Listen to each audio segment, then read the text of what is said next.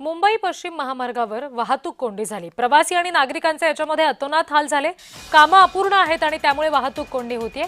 या वाहतूक कोंडीवर प्रशासनाकडून बलमपट्टी लावण्याचा प्रकार घडलाय। मुंबई पश्चिम महामार्गावर प्रचंड मोठी वाहतूक कोंडी पाहायला मिळाली। त्याच्यामध्ये प्रचंड हाल झालेले आहेत सामान्य नागरिकांचे। प्रतिनिधी जय पवार या सगळ्या संदर्भात आपल्याला आणखी तपशील देत आहेत।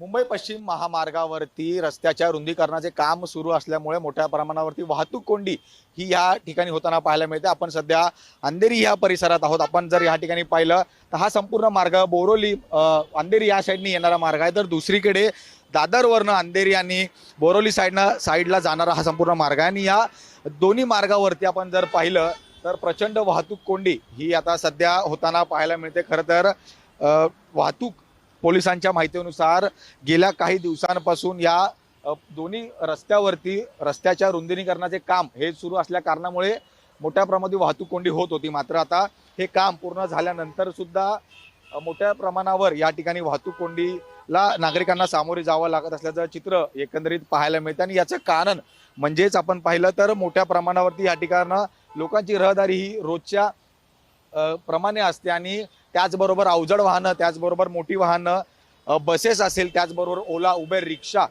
या सर्वच गाड्या या रस्त्यावरनं दररोज धावत असतात। त्याचबरोबर VIP लोकांच्या गाड्या सुद्धा या रस्त्यावरनं वाहतूक करत असतात आणि त्यामध्ये अशा प्रमाणावरती वाहतूक कोंडी ही दररोज या ठिकाणी होताना पाहायला मिळते। त्याचबरोबर वाहतूक कोंडीचे परिणाम काही गाड्यांवरती सुद्धा होताना पाहायला मिळतात।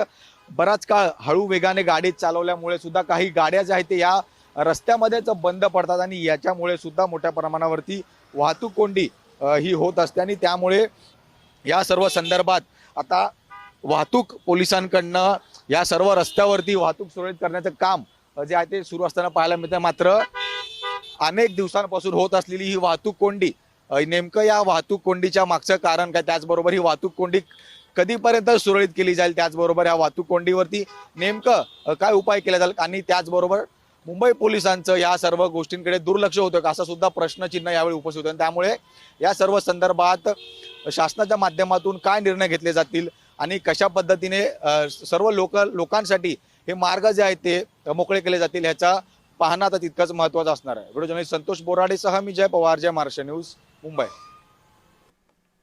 आम्ही पुण्याहून आलो साहेब, आता चाललो पुण्यालाच। हा, रस्त्याला कशा पद्धतीची वाहतूक आहे सध्या, मागे सर्व सुरळीत आहे का? काही सुरळीत नाही, पूर्ण कचरा करून ठेवलेला आहे। मुंबईमध्ये बाहेर निघता येत नाही, कुठे निघाले तर फसला गेलाय, अर्धा तास वाया जातो कुठे। कुठून आला इथपर्यंत पोहोचायला तुम्हाला किती वेळ लागला? आता अर्धा तास पाऊण तास झाला इच्छा इथे 5 किलोमीटर मध्ये।